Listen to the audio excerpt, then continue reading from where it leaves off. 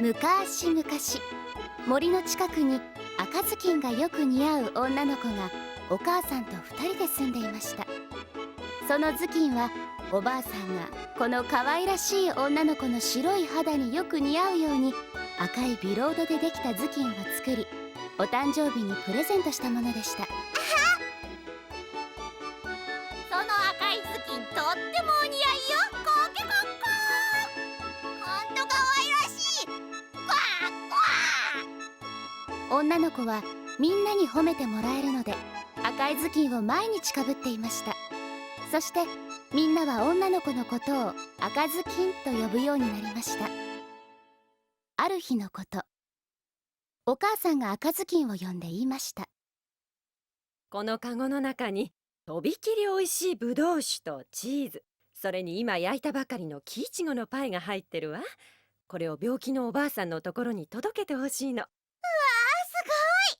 これを食べればきっとおばあさん元気になるわ。くれぐれも道草をしちゃダメよ。はい、わかりました。行ってきまおばあさんのお家は大きな森の向こうにありました。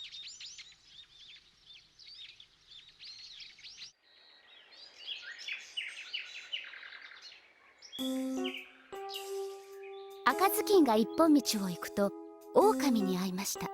やあやあ、赤いずきんがよくお似合いだね。一体どこへお使いに行くんだい？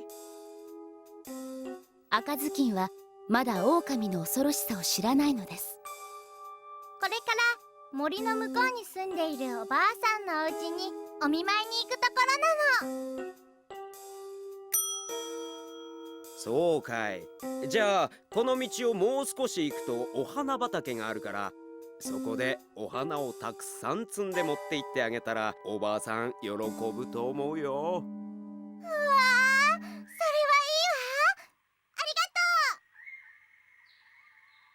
とお母さんに道草をしてはいけないと言われていた赤ずきんはすっかり約束を忘れてしまい、お花畑でお花を摘むことに一生懸命でした。う。おばあさんにお花を持って行ってあげましょう。いへへ、とびきりうまそうな赤ずきんは後のお楽しみにとっておいて、ばあさんの方から先に食ってやれ。お腹を空かせた悪い狼は赤ずきんとおばあさんを2人とも食べてしまうつもりです。狼は先回りしておばあさんの家までやってきました。そしてドアの前まで来た狼は赤ずきんです。お見舞いを届けにやってきました。おやおや、赤ずきんかい。よく来たね。顔が見たかったよ。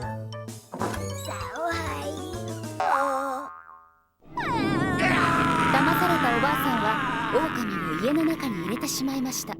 狼はむががーっとおばあさんに襲いかかり、ペロリと平らげてしまいました。ゲップー、とてもうまかった。あとは赤ずきんを食うだけだ。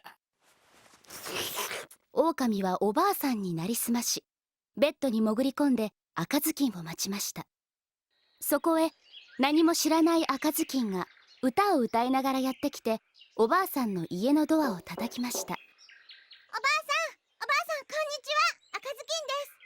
お見舞いにぶどう酒とチーズとパイを持ってきました。いやあ、赤ずきんかい。お入り。部屋に入った赤ずきんはベッドで寝ているおばあさんの様子がいつもと少し違うように思いました。あらあら、おばあさん、なんて大きなお耳でしょう。すると狼が言いました。お前の声が遠くからでもよく聞こえるようにさ。おばあさん、なんてギョロギョロした怖いお目目。すると狼が言いました。お前の顔がよく見えるようにさ。おばあさん、耳まで裂けたなんて大きな口なの。狼が答えます。それはな、お前を一口で食べるためさ。狼はあっという間に赤ずきんを飲み込んでしまいました。思った通りうまかった。満足満足、お腹がいっぱい。お腹がいっぱいになった狼はとても満足して、そのままベッドでいびきをかいて眠ってしまいました。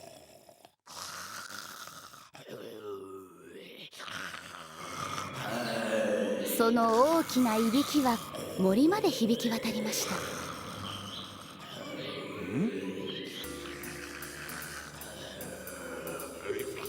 ちょうど近くで狩りをしていた狩人がおばあさんの家にやってきました。おや、ここは確かおばあさんが住んでいる家のはずだが、おばあさんのいびきにしては大きいぞ。様子が変だな。行ってみよう。するとどうでしょう、ベッドの中で大きな口から真っ赤な舌をベロリと出した狼がグーグーガーガーと眠っているではありませんか。この野郎、おばあさんを食べておいて大いびきかい。大層なゴミ分だぜ。狩人はとても腹立たしくなって、持っていた銃で狼のお腹に一発弾を撃ち込もうとしました。ところがその時、狼のお腹のあたりがもごもごもごもごと動きました。おやおや、お腹の中でおばあさんはまだ生きているぞ。きっとそうに違いない。狩人は腰のベルトからジャックナイフを取り出すと、狼のお腹をスパッと切りました。まずはじめに赤ずきんが出てきました。苦しかったわ。助かったわ。そして大きく深呼吸します。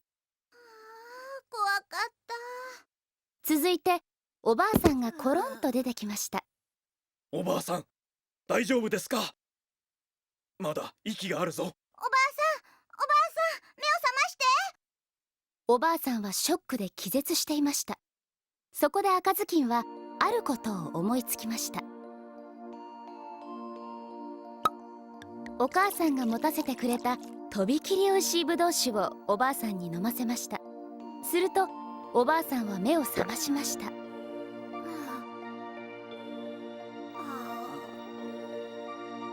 おや、赤ずきんかい。おばあさん、助かってよかったね。よかったね。赤ずきんとおばあさんは抱き合って喜びました。悪い狼め、懲らしめないといけないな。一体どうするの？そうだ、いい考えがあるぞ。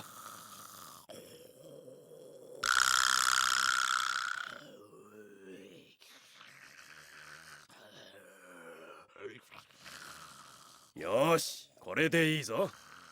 狼のお腹に石をいっぱい詰め込むと、赤ずきんはチクチクとお腹を糸で縫い合わせました。何も知らない狼が目を覚ますと、よく寝た。お腹がいっぱいだ。さてと帰るとするか。あれあれ、なんだかお腹がとっても重いぞ。どうしたんだ。狼が一生懸命手足を動かしますがうまくいきません。そこへ、どうだ狼、もう悪いこともできないだろう。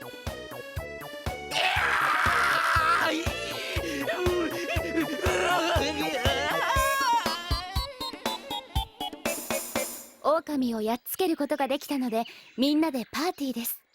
チーズや木いちごのパイを切り分けてみんなでいただくと、おばあさんが言いました。まあ、おいしいぶどう酒だこと。チーズもパイも本当においしいわ。こりゃうまい。赤ずきんは寄り道したことで時間に遅れてしまい、狼の罠にはまったことを正直に話しました。赤ずきんや、お母さんの言うことはちゃんと聞くんだよ。そうしないと後で大変なことになりますからね。はい、おばあさん。これから気をつけます。素直で正直でいい子だね。さようなら。おばあさんの家を出た赤ずきんは寄り道をせず、まっすぐ一本道を歩いてお家に帰っていきました。お家の前ではお母さんが心配そうな顔で赤ずきんを待っていました。お母さん、ただいま。赤ずきんはお母さんに抱きつき言いました。遅くなってごめんなさい。もう絶対に寄り道なんてしません。ごめんなさい。お母さんは赤ずきんを叱りませんでした。